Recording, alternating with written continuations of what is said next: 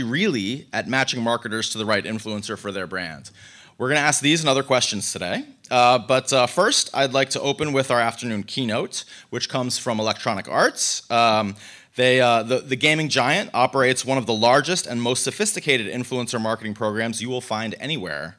And earlier this year, EA told investors it was actually shifting spending away from traditional media and towards its massive influencer program, which is called Game Changers. Here to tell us about Game Changers and more, walk us through how the program works, is Chris Mancil, EA's Global Director of Community and Influencers, and I'm going to interview him. So please welcome Chris to the stage.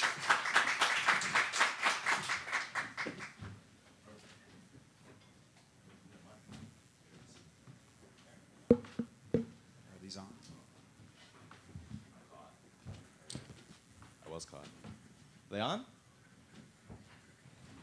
Hello? Hello. All right, these are on now. Hello. Great. Oh, they're on. Fantastic. Okay, so Chris, start by telling us, if you would, give us a little overview of EA's history of engaging its influencer community, how it's evolved to where it is today. So it's funny that from a quarterly call from our CEO and CFO that our influencer marketing is actually very humble roots. So we actually started, being a video game, we're very close with our fans and we work with our players very closely and have for 20 years. But we had a very tiny program of about 40 players that used to come to the studio once or twice a year to play Madden in our EA Sports studio in Tiburon, Orlando, Florida. And they were basically just friends of the community manager. They would come in, play the games, work with the dev team, and so make suggestions on how to improve Madden. And that ran for several years. So our humble roots were just 40 players that we had a close relationship with that we gave free pizzas to, invited to the studio. That was in about 2012. Yeah, the hardcore fans back in 2012. Now you have, gosh, how many? So from that, we've grown over 1,500. So today we've got about 1,500 influencers around the world with a social reach of over 1 billion. Oh my goodness. That's a broad reach, my goodness. So let's drill down into the program a little bit. It's called Game Changers, Yes. which I mentioned. So tell us a little bit about who they are, what they do, how old they are, what the program does for EA, what the program does for its members. Right. So Game Changers as a whole, it's a very interesting story how it got started beyond the Orlando Tiburon's team. So in 2012, 2013, there was a magazine called The Consumerist magazine. It's an online magazine, and they rated Electronic Arts the worst company in the world. Not just 1 year, but 2 years in a row. And so in 2014, we were in a middle of a CEO recruiting phase where our CEO had stepped down, and so we were looking for a new CEO. And late 2013, early 2014, we were up for it for 3 times. So EA was up for worst company in the world for a 3rd time. And there was a lot of people in the organization very concerned about that. I mean, granted for us, like there's the 10,000 employees who work at EA, very passionate, very hardworking, all achievement seekers. We're a very driven organization. So what we saw internally didn't match what we saw externally. So we hired Andrew Wilson to become our CEO. He was the first CEO in EA's history to actually make a game. He was the SVP of EA Sports and led our FIFA franchise. One of the first things Andrew Wilson challenged our company was to be a player-first organization, which today seems like common sense when you look at Zappos and Amazon and Netflix. Everyone's hyper-consumer focused. For us, it was a dramatic shift. And so what we did as an organization is we looked around and said, what do we have today that's player-first? And that little tiny program called Game Changers in Orlando was the first thing that we identified. So Game Changers basically became the de facto method or model of how we interact with our high-value players ever after. So we built a program around a win-win relationship. So our players, number one, would help us make better games. So we would bring them into the studio, integrate them into the development process, all stages of development. That was number one of our pillars. Our second pillar was empowering our storytellers, giving them exclusive access, letting them go behind the scenes, giving them the tools and training and education to help them be better at their craft. And that was a big part of how the program got started. Okay. Great. So I mentioned this in my little preamble, which was quite quick, but I did mention that EA told investors that they are doing a spending shift, sort of away from traditional media and more towards its influencer program. Does that?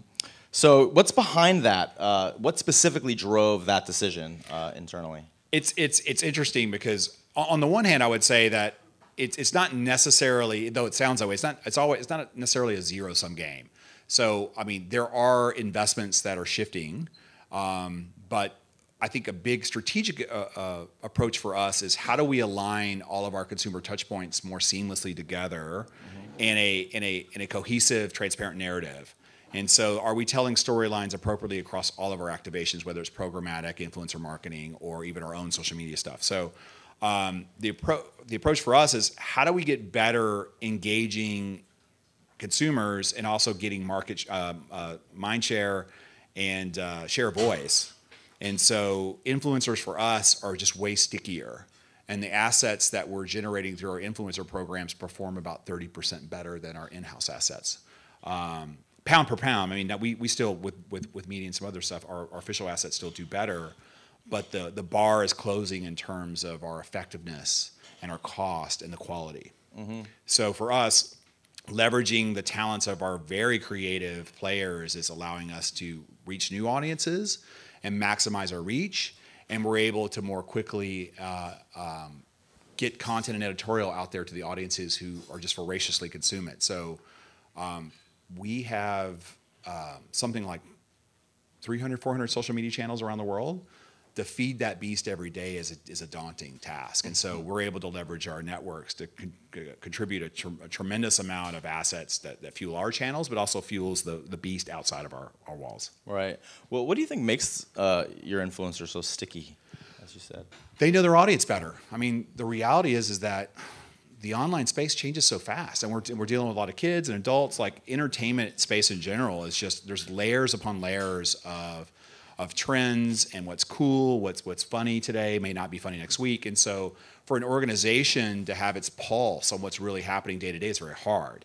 So I think in a lot of ways, I thought someone actually that's speaking later today called it out, I think Condé Nast called it out correctly, that our influencers are really one person or very small media companies themselves.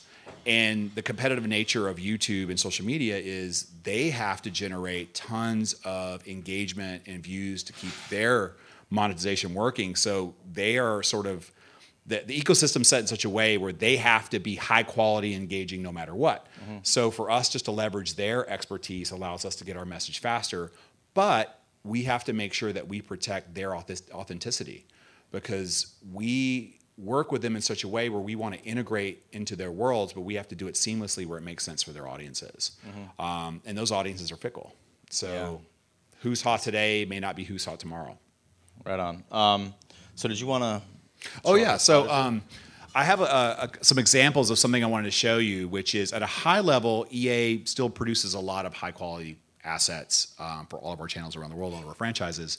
But what I wanted to show you today is that working with some of our creative influencers, the gap between what we do as an official organization that cost us millions of dollars to produce is quickly shrinking by what our creative fans can do on their own with very tiny amounts of dollars and just a little bit of direction. So I want to take you through a couple examples of that.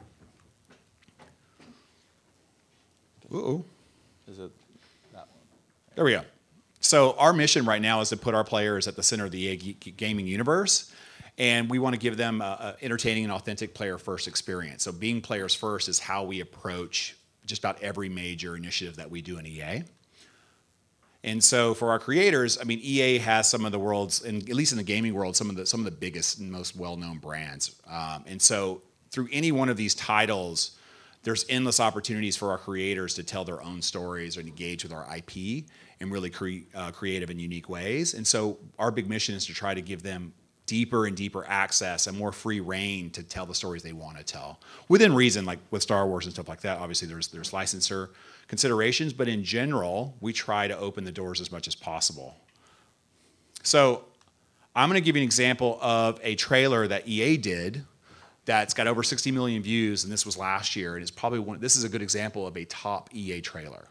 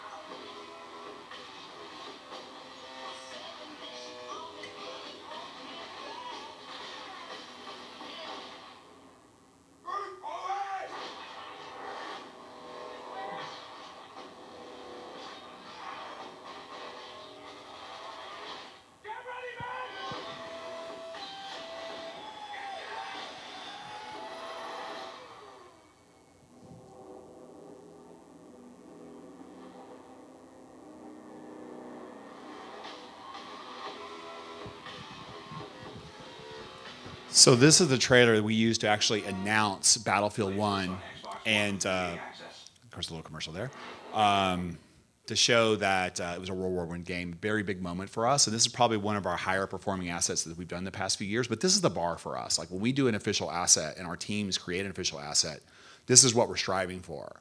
Now the next 3 videos I'm going to show you, or maybe it's 2 videos, are examples of content that we created with some of our creators without a lot of budget, very tiny budget, and some with 0 budget at all. More like, here's access to our engine tools. Can you create something great? We'll work with them a little bit on story, but you'll see that something we're getting for free is not the same quality, but getting close.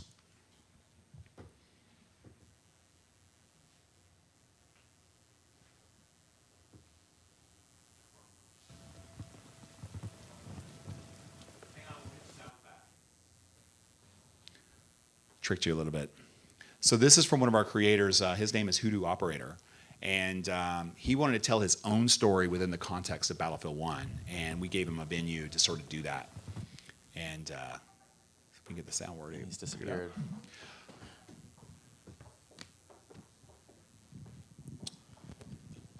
Well, maybe while they're working that out, I could just ask you quickly. Sure. Not all influencers are created equal, right? Yeah. So within your program, Game Changers, you have you must have a paid and unpaid. Yes. How does that kind of all break down? What do you have to do to qualify? What do you do to become a paid versus unpaid, or how does that work? No, it's a great question. So originally we had a program called Ronku, which was paid only, and then we had Game Changers, which was organic. It was all non-paid, and now we've sort of blended it together. And for us, it's less about for us.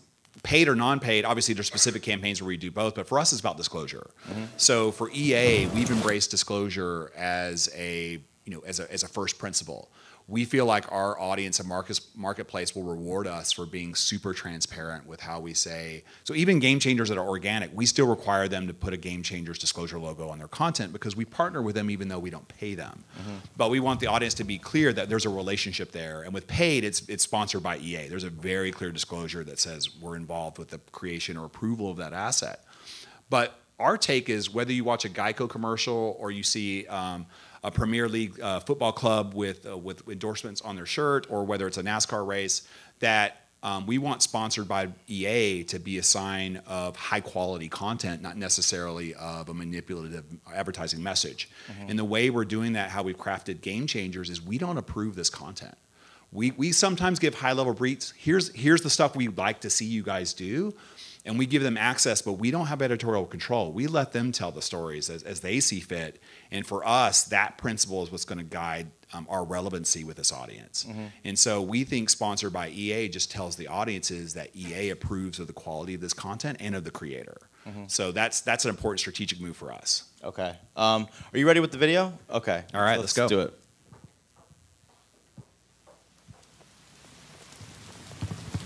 So a little slower cuts on this, but you'll see the storyline is still very compelling, and for our core audience, they just eat and just engage with this content crazy. So it's gotten several million views.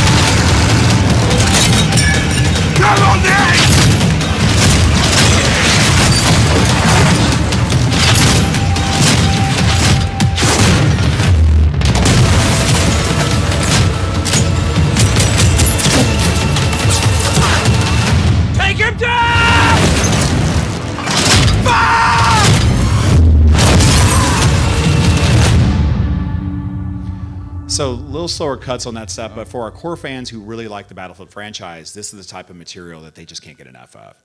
And so I think this basically cost us nothing, and we had very limited assets, but just giving them a certain amount of time and exclusive assets to some of our top creators, they're able to create narratives and storylines that really drive our campaigns in a big way, and also drive their audience. So you talked about how do you qualify to be a game changer, or even in some degrees what KPIs are. A big one is just talent.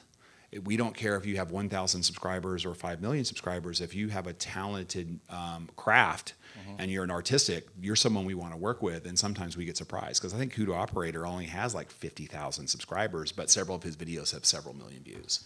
So this guy's name was Houdini something, right? Hoodoo Operator. Oh, Hoodoo Operator. Okay. Yeah. What disclosure measures did he have to go through to produce that video? This one actually didn't do disclosure because there was no relationship at all. This is he had early access to the game, but he didn't pay for it. Okay. And so, but now when he does videos for us now, there is very much it's called Presented by Game Changers, which is our Game Changer program. Okay. So we hadn't got that worked out when he did this last year, but this was one of the compelling reasons for that we needed to move forward with some kind of disclosure for non-paid. Okay. Yeah. So I have to ask you because it sort of just happened this month, but about the sort of FTC's and by the way, I have 2 more videos I want to get to. Oh, do you want to get to those first, and then I'll ask you that? And do the last one. Let's so, do that then. Okay. One of the things about one of the next video I'm going to show you was from 2 years ago, right after we started the program. So sometimes we have big budgets for product launch, but a lot of our live services have expansion packs or downloadable content updates. And usually budgets don't follow live service. So we were able to work with some of our creators to create compelling artistic storylines for big beats in our live service that don't have budgets attached. But I think this one was, I think $4,000 or $5,000. But you'll see, it's called Battlefield 4 Through My Eyes was one of the expansion packs were released. And this is actually a pretty good high level quality video. 3-1 to shoot for 3-6 status, over.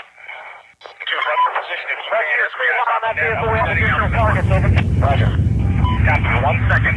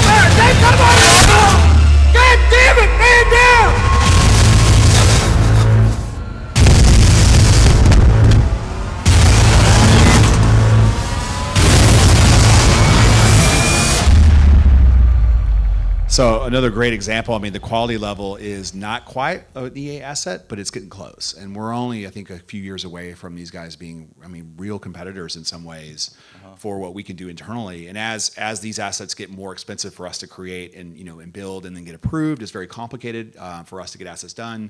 As our creative class gets more savvy about the tools they have available, the quicker and faster they can make assets of this quality.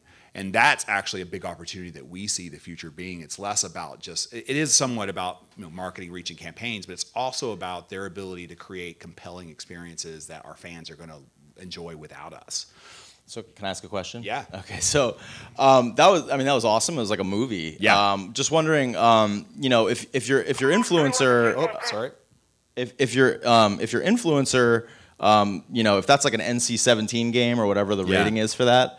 Like, what if he's your influencer has a bunch of 12-year-olds that are his audience? I mean, and is that problematic for you in any way? Well, or? I mean, it could be down the road. I mean, for us, the ESRB, which is the age requirements that we do, that's sort of an industry regulation, and not to say we're getting around regulations, but for our official assets, we're required to put the right age ratings. Right. And this is still unofficial. So. Yeah, exactly. So I mean, but that said, I think that people who are a fan of Battlefield, their audience are Battlefield players, and so they sort of operate within that. But I mean, in general, we have like community guidelines. So we only work with creators that have a positive community reputation and that we feel are safe for us to work with. And so, like, if someone did have like a 12-year-old audience and was doing content inappropriate for them, we would be more cautious about working with them. And they get kicked out of Game Changers then, right? Probably, yes. Okay. I mean, we have done that many times before. I mean, not for that reason, but we have pretty strict, we ask our people they don't have really super strict rules, but we're very deliberate with things like being honest with your audience, having disclosure on the things that you work for, and even with other partners, like we require our creators to be, true to the spirit of having a positive community reputation. Okay, cool. And the last video I have is not everything we do is like super stylized like assets for a campaign. A lot of what our program is about is just capturing sort of immortalized moments in the game and sometimes we get lucky and transcend the franchise and transcend the game. So this is one video that one of our Game Changers did for the first Star Wars Battlefront 1, and if you guys are Star Wars fans, you will find this one actually kind of funny. And this, I believe, happened in our beta test.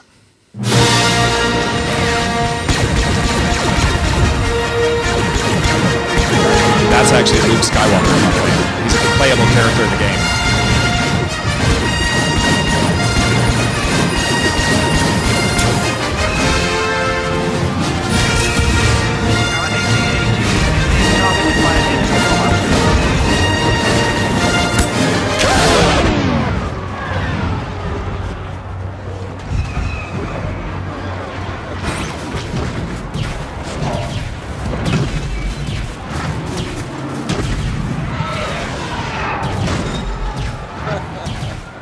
So that's another one that got several million views. That was just hilarious. It's one of those strange moments that happen in games. So our influencer programs are not just about doing really polished assets. They're sort of telling all kinds of stories. Funny, creative, offbeat, interesting moments in games. And that's a good example of something that we support and amplify. Great. So speaking of how you support and amplify the influencer community, so do they have like a designated rep that they work with and do you push, like, not push, but do you tell them, like, advise them to make content about a given game or something like that? Or? Well, yes and no. Many of our influencers are still live at home. They're young kids. Some of them are very advanced and have whole teams around them, managers and agents. We work with the whole spectrum. And so for those of us or anyone in the room that works with influencers, it's still very much a wild west, and it's not professional in a lot of ways, but I think it's becoming more so. So we work with people at all different stages of being a creator, from professional to amateur. And how we work with them is we have an internal tool that we use, and we like to call it opportunities. We create different opportunities for different franchises. So, for example, there may be an opportunity to meet the dev team for the next Star Wars Battlefront 2, and we would fly 10 or 15 or 20 people to Stockholm to actually see the game a year before it releases. Those are for existing Game Changers, but we will also have things like we're going to have an early capture session a couple weeks before beta, invite users to participate in that, or we will do things like a game is releasing. Is anyone interested in playing the game and checking out and doing an impressions video or doing content? And we'll hand out free copies of the game for people who are interested in participating. So for us, and sometimes we even take proposals. We have fans and creators that say, "Hey, wouldn't it be cool if we could do this video in Madden or NBA?" And we're like, "Hey, we like this. Yeah, absolutely. What do you need from us to help do that? Whether it's investment, if it's a sponsored ad, or if it's just access to the game behind the scenes, like we sort of unlock the doors for those guys to pitch us on what they'd like to do, and then we sponsor it. So then we promote it. So we see great content from our network. that's high quality, EA social channels are massive, and our reach is tremendous. So we have a unique ability to make some of our amateur creators stars almost, very, very quickly. Okay. Which brings me to my next question, which is where do we find them? Is it mostly YouTube and Twitch and places like that, or is there any surprising places that we might not? I mean, right now, so we do, we find them through our communities, whether it be Reddit or our forums, and sometimes we search ourselves. There's other tools like Tubular and other tools that we use that are good at finding like influencers we should be watching. But they come through this from all avenues. And for us, whether it's our fans or whether it's our internal teams, when we spot content about our franchises that entertains us or is high quality, regardless of its performance, they're usually people we'll reach out to. Okay, and do they own all their own data? I mean, it's on their own YouTube channels, obviously. So that's when they join the Game Changers program, we do have an agreement we sign with them. Okay. But EA is very generous. I mean, obviously it's our IP, but I mean, we respect a creator and their channels and their audience. So we feel like we give them a license to do all of this stuff, and they can monetize it. They can do what they want. And so we're very liberal and flexible with empowering that community to do that. There's some exceptions, like I think with Star Wars and some other titles, there may be some site-specific rules that the IP requires, just like Disney or anyone else. But with few exceptions, we give our creators a very wide latitude on what they can create. And we allow them to sort of monetize and use that sort of perpetually, that license perpetually. Okay, cool. I think I should allow the audience to ask a question or two here. Probably only have a few minutes. Do we have a mic? Yeah, thanks, Steve. Sure. One, like a minute or two. Yeah, go ahead, right there. Can you wait for the mic? Yeah, thanks. It's for the folks at home. My name is Greg Meyer from Hyphen, and you mentioned bringing some creators or players to Stockholm as an example. When you expose them early to the game, is it really just a friendly invite and a way to build community, or do you have a certain ask of them once they've been exposed? Do they become part of the launch plan? Is it a little more strategic and planned out? Great question. No. So I mean, we actually look for our influencers who have something to bring to the table. They're not just creators. They could be a Reddit moderator or someone who's very good at a certain specific part of the game. Like for example, we have influencers who are really good at guns or maps or flight, and so we really legitimately look for our people of talent in our network that can contribute to the franchise at a dev level. I mean, they come in early enough where they can substantially alter the future and present of the game. That's why I call it game changers. And sometimes we actually track how many times game changers actually do change something in the game. So it's very important for us. And that's actually about long-term relationships. It's not about content performance, because that's actually too transactional for us. Because at the end of the day, all of these programs really come down to how we sort of equate value or ROI. I mean, we do have some ROI measurements, but EA strategy is pretty simple, which for us, it's about time investment. It's about login. It's not necessarily about the views. I mean, all that stuff is important. It's all about engagement. It's all measurement of how active our audience is with our brands. But for us is, can we build a long-term relationship with the most important voices in our communities for the long term? And so how do we legitimately listen and care about their insights and their aspirations for us to meet and find ways to work together to build the seeds to make that happen? Because that partnership, whether you're an Apple fan or an Amazon fan or an EA fan, that relationship is actually going to be the future of this business or any business. Is that intimate relationship a consumer has with you as people and as an organization that shares their values.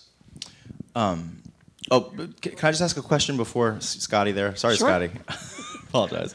That brings me to the what I was going to ask before, which is about the FTC updates, the guidelines, and legal concerns, stuff like that. Can you talk through that a little bit, and what you have to watch out for? Any advice for anyone out there who's trying to do this stuff too? So the funny story about me is I literally have every 2 weeks I have a meeting with about 12 to 14 of our EA attorneys every 2 weeks, because this is a high area of sensitivity. Mm-hmm. And I think there was a joke from one of our legal executives that I think the hourly billing rate of my meetings was like astronomical. Mm-hmm. And part of that is that the FTC very much cares about disclosure of any material relationship. And that could be a free game, that could be dollars, that could be reimbursing for travel, that could be lots of things. And for us, what we've just decided to do is we're just going to make this a core principle and value of what we do. We know we work with you. We're not ashamed of it. And we want people to also be proud to tell their audiences that they are in our program or that it is a sponsored ad. We feel like advertising can have a negative connotation to a lot of fans. But for us, if you see those videos that you just saw today, like our fans love those. And so for us, we want to embrace disclosure as our sort of compact or promise with our audiences that we're on the up and up, and we mean this sincerely. And so that as a basis, I mean, that's how we've chosen to do it. But things like incentivizing people to do reviews, or some creators don't want to put disclosure on their ad because they feel like it hurts their audience. Like, we've gotten more strict to say we just can't work with you, because at the end of the day, we feel like leading the way on this subject matter is going to help us in the long term, and we think it's the right thing to do. But for creators, it's part of a process of educating them too. Like, they don't all know, and sometimes it's our responsibility as a brand to make sure that they're following that. So we review like our videos within 72 hours to make sure they've done the proper disclosure. And for those creators who, for whatever reason, could forget or can't do it, we stop working with them. So it's something that it's extremely important. And if you look at some of like Warner Brothers Interactive had, they had a very tough thing with one of their games, and FTC mandates when you get an order from them, they last 20 years. And so I've actually read the order for what happened to another game company, and it's very restrictive. The amount of training and talent and submissions and check-ins they have to do with the FTC, like, it's super expensive and onerous, and it lasts 2 decades. Like, that's a long time. Yeah. So I mean, I think the risks are pretty high. Okay. Go ahead, Scotty. So can you tell us about the journey of conversion? What is it that you look for once an influencer has done a campaign, created something? What kind of conversion do you look for, and what are the stages of that? So conversion is an interesting question. So for us, we're looking at a lot of different data points. And so conversion isn't necessarily the KPI we're looking at. Originally, we were looking at views and the cost per view, but we were consistently under a penny. So that stopped becoming meaningless. And our views were getting so large as a program that the views, like the law of large numbers, like, it stopped being relevant. Like, what's the difference between a few 100 million? Is that good? Or, I mean, so we've been trying to reach for what is the true value of activating our influencer networks. And I will tell you, that's a discussion that's ongoing. But for us as a company, I mean, things like share of voice is super important. Things like sentiment is super important. And, conversations that's generated from campaigns, the amount of shares, the amount of likes, the amount of comments. We have, not only from the campaigns that we're sort of actively promoting and engaging in, but then there's a second and third layer of community creators that don't have a relationship with us, which are driving our brand even further. So if you look at brands like a Nike or even a Starbucks, there is already a massive amount of your audience creating content about you already. So what percentage of that do you have a relationship with, and do you have the ability to sort of guide that creative?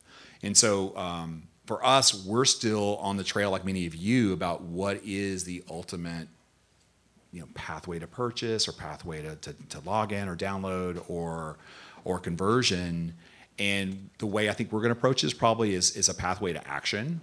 Not everything for us is about purchase. Sometimes it's just about, can you build awareness? Can you drive that audience to take some type of action, whether it's buying something or logging into something or watching something or clicking a link? I think that intent is something that we're looking to measure more carefully. And then, can we track the audiences of our creators? Do we get a sense for how effective those audiences react to the messages of those sort of tastemakers? Are you able to track, like, a creator's audience and whether they sign up for your loyalty program or your gamer program or anything like that? That's definitely, I think, a goal. Okay. I mean, we don't have that yet, but that's a trickier one. But I mean, ideally, it'd be great to know, like, which one of our influencers' audience, like, cares more about the messaging that they're proxies, give them. So that's certainly going to be on the future, I think. I actually wanted to follow up on that point. This is Steve Smith from Media Post. We've had a number of your colleagues to shows over the last year. In fact, talking about the ways in which EI is building this fairly massive data-driven marketing structure that it calls player-first marketing, where you can connect with new and old players in almost real-time messaging. I'm curious, how is this part tied to that part? Are you rendering data hard or soft from these programs that help inform that growing database? I think that's the future. For us, it's about how much do we know about our audience and how good are we about delivering service when and where and at what type that they need it. So if you look at Amazons or the worlds that are really good about their customer data, I mean, granted, there's a lot of value in data in itself, but how can you action that data? And do you know at which point a consumer needs something from you? Like I just, and email is a good example. I just play this game for 2 weeks. Maybe it's time I get notified about a tutorial or now a feature I didn't know, or they haven't logged in a couple of days, or they haven't bought. There's lots of ways that email as a function can allow the EA to proactively make sure we're taking care of their needs. Influencers for us now are external mostly. But I think the future is how do we engage all the types of our business in the mission of giving our users the best experience they can have from us. And when they are tired of interacting with us or they move on with something else, that's great. How do we stay in touch with them so that they know and that they're informed with what's going on so they can come back and then seamlessly get back to where they were before? That's all, I think, aspirational for us or any big business. Is the future of how we operate in the digital space is be able to pinpoint and personalize an experience for exact user and know enough about them that they can seamlessly engage in the stuff that they love and don't have a lot of stuff that they don't like. Okay. I see another question, but I